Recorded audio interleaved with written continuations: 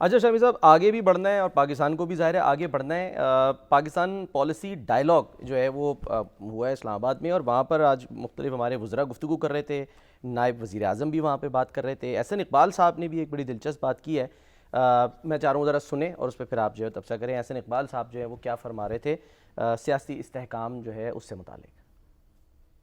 کسی ملک نے تاریخ میں پولیٹیکل سٹیبلٹی کے بغیر ترقی نہیں کی۔ ہمارے ہاں ہم نے میوزیکل چیئر کھیلا، 2 سال حکومت کو ہوتے ہیں ہمارے ہاتھوں میں خارش ہونا شروع ہو جاتی ہے، کوئی مرچ مسالہ ہونا چاہیے، ہم تنگ آ گئے ہیں۔ کسی ملک نے 10 سال کے تسلسل پالیسی کے بغیر پالیسی سے نتائج حاصل نہیں کیے، کیونکہ پالیسی 10 سال سے پہلے نتیجہ خیز نہیں ہوتی۔ میں آپ کو ایک ملک کے اندر، ہمارا ہمسایہ ملک دیکھ لیں، 10 سال منموہن سنگھ کے، 15 سال مودی کے، 25 سال میں انڈیا بدل گیا۔ بنگلہ دیش میں 15 سال حسینہ واجد کو ٹینیور ملا، وہ سٹریچ جس میں ان کی ایکسپورٹ لیڈ گروتھ پالیسیز نے جڑ پکڑی، وہ ہم سے آگے نکل گئے۔ میں یہ نہیں کہہ رہا کہ آپ حکومتوں کو 10 20 سال کا لائسنس دے دیں، میں یہ کہہ رہا ہوں کہ اگر کسی جگہ کوئی حکومت ٹھیک کام کر رہی ہے تو اس کو موقع ملنا چاہیے کہ وہ ان پالیسیوں کے تسلسل کو قائم رکھ سکے، اور یہ وہ بلنڈر ہے جو ہم نے بار بار کیا۔ جی شامی صاحب، بات تو 10 درست سال کر رہے ہیں۔ اب سوال یہ ہے کہ سیاسی استحکام آئے گا کیسے؟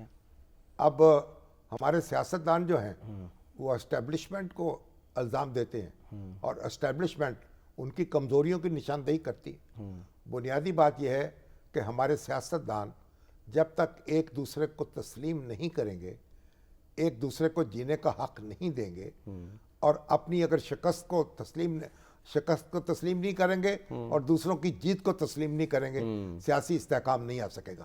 ابھی بھی آپ دیکھیں، اب جو پی ٹی آئی کا اجلاس ہوا ہے پارلیمانی پارٹی کا، انہوں نے کہا ہے میثاق جمہوریت کی ضرورت ہے۔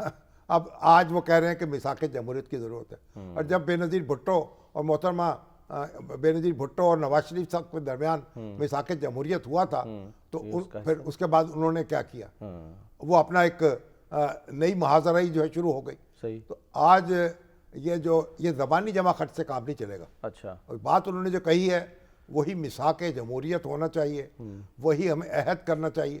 بھئی یہ سیاست ہے، یہاں ہار جیت ہوتی رہتی ہے، ایک دوسرے جو ہارنے والا ہے، جو جیتنے والا ہے، وہ اپنا اپنا کردار ادا کر۔ اب شامی صاحب، اگر احسن صاحب یہ کہہ رہے ہیں کہ تسلسل ہونا چاہیے پالیسی میں 10 سال کا، وہ یہ بھی کہہ رہے ہیں کہ یہ نہیں ہے کہ اس کا مطلب آپ کوئی حکومت ہی اس کو کہیں گے 10 سال کے لیے، یہ ہوگا کیسے؟ پھر ایک حکومت آتی ہے، وہ کہتے ہیں نا کہ ہم تو بلنڈرز پہ بلنڈرز کرتے ہیں، ایک آتی ہے وہ اپنی پالیسی لاتی ہے، اگلی آتی ہے وہ اپنی پالیسی لاتی ہے۔ دنیا میں ایسا نہیں ہوتا۔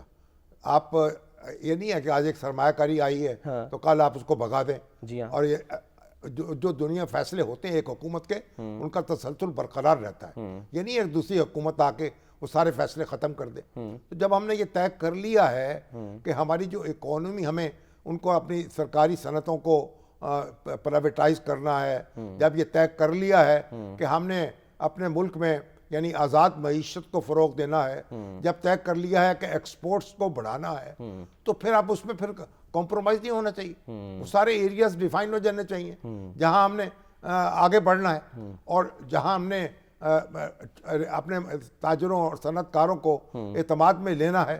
تو اگر ہم ایک پارٹی جو ہے وہ ایک کام کرے گی، دوسری پارٹی دوسرا کام کرے گی، تو ہم پیچھے کی طرف سفر کرتے رہیں گے۔ تو یہ جو کہہ رہے ہیں کہ حکومت کو موقع ملنا چاہیے، یہ تو پھر ظاہر ہے عوام ہی موقع دیں گے نا، جب الیکشن ہوگا تو وہی موقع دیں گے۔ اب تو حکومت موجود ہے، 5 سال تو پورے کرنے چاہیے اس کو، اس کے بعد جو وہ یہ تو کہہ رہے ہیں کہ ابھی 2 سال گزرتے ہیں تو ہاتھ میں لوگوں کی خارش ہونا شروع ہو جاتی ہے کہ جی کچھ ہونے والا ہے، کچھ ہونے والا ہے۔ اب یہی دیکھنا چاہیے نا کہ یہاں جو حکومت آتی ہے، وہ جو اپوزیشن کا جینا، اب اپوزیشن کہتی ہے ابھی ہمیں تو اپنے قیدی لیڈر سے ملنے بھی نہیں دیتے، ان کی بہنیں سیاپا کر رہی ہوتی ہیں ہر جمعرات کو، ہر منگل کو، تو پھر آپ بتائیے، تو آپ بھی تھوڑا سا کوئی گنجائش پیدا کریں۔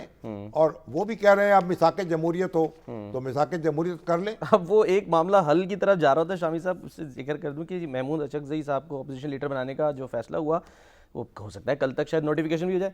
وہ کہہ رہے ہیں جی اکبر ایس بابر جو ہیں وہ کہہ رہے ہیں کہ ہم اس کو عدالت میں چیلنج کر دیں گے، ہاں، کہ جی یہ تو اختیار ہی نہیں ہے اسپیکر کو کہ ایک سزا یافتہ شخص کا نمائندہ یا ان کا نامزد کردہ شخص جو ہے وہ اپوزیشن لیڈر بنے۔ نہیں، وہ تو دیکھیں نا، اب یہ عدالتیں جو ہیں ان کو بھی خدا خوفی کرنی چاہیے کہ بات بات پر وہ नोट यानी फैसले न करें सही। और ब्रेकें न लगाएं, तो अदालतों को भी देखना होगा। बाकी तो आप किसी को रोक नहीं सकते दरखास्तें देने से और जमा कराने से, लेकिन ये दरखास्त तो कर सकते हैं ना कि भाई काम चलने दे और और जो पार्लियामेंट का फैसला है, ये तो फैसला पार्लियामेंट ने किया है ना, जो अपोजिशन लीडर होंगे यानी यहाँ की अपोजिशन है, इसको तो अदालत में चैलेंज नहीं होना चाहिए। तो यानी ये कार्रवाई है, कार्रवाई को तो चैलेंज नहीं कर सकते ना आप। एग्जैक्टली। हाँ